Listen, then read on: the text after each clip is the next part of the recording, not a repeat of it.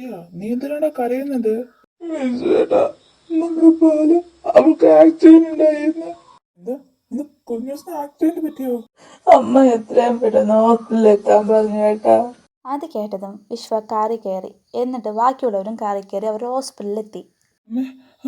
കുഞ്ഞൂസിന് എന്താ പറ്റിയേ? ലക്ഷ്മി അമ്മ എല്ലാ കാര്യം പറഞ്ഞു കൊടുക്കുന്നു. അയ്യോ എന്റെ കുഞ്ഞൂസ്. കരയല്ലേ അമ്മ കാശി ഇതറിഞ്ഞോ? ഞാൻ വിളിച്ച് പറഞ്ഞിട്ടുണ്ട്, അവ ഇപ്പൊ എത്തും. അമ്മ എന്റെ ബാല എവിടെ? കിച്ചു അവൾ ഐസിയുലാടാ. അയ്യോ എന്റെ കുഞ്ഞ്. വിവരമറിഞ്ഞ് രുദ്രയും ദയയും ഭാമിയും പിന്നെ സന്തോഷും ഭാര്യയും മുത്തശ്ശിയും വന്നു. ചേച്ചി ബാലമോള്.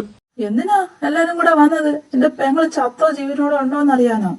കാശി എന്തൊക്കെയാ നീ വിളിച്ച് പറയുന്നേ? അമ്മ ഒന്നും മിണ്ടാതിരിക്കേ. കാശി മര്യാദയ്ക്ക് മിണ്ടാതിരിക്കാൻ. നിങ്ങളെ ഇവിടെ ആരാ വിളിച്ചേ? ഇവര് കാരണം എന്റെ പെങ്ങൾക്ക് ഇങ്ങനെ അവസ്ഥ വന്നത്. കിച്ചു മിണ്ടാതിരിക്കാൻ. അമ്മ ആദ്യം മിണ്ടാതിരിക്കും, എന്നിട്ട് ഞാൻ പറയുന്നത് ശ്രദ്ധിച്ച് കേൾക്ക്. അമ്മയ്ക്ക് അറിയോ, കുഞ്ഞിലെ മുതൽ ഇവർക്ക് എന്റെ ബാലയെ കണ്ടുകൂടാത്തത് എന്തുകൊണ്ടാന്നറിയോ? അറിയോ അമ്മയ്ക്ക്? ബാല അമ്മയുടെ മോളല്ലാത്തത് കൊണ്ട്. എന്താ കാശി എന്തൊക്കെയാ നീ വിളിച്ചു പറയുന്നത്? ഞാൻ സത്യമല്ലേ പറയുന്നേ. അമ്മയ്ക്ക് ഞങ്ങൾ 3 മക്കളെ ഉള്ളൂ. ഞാൻ, സത്യ, പിന്നെ ദ്വാവൻ.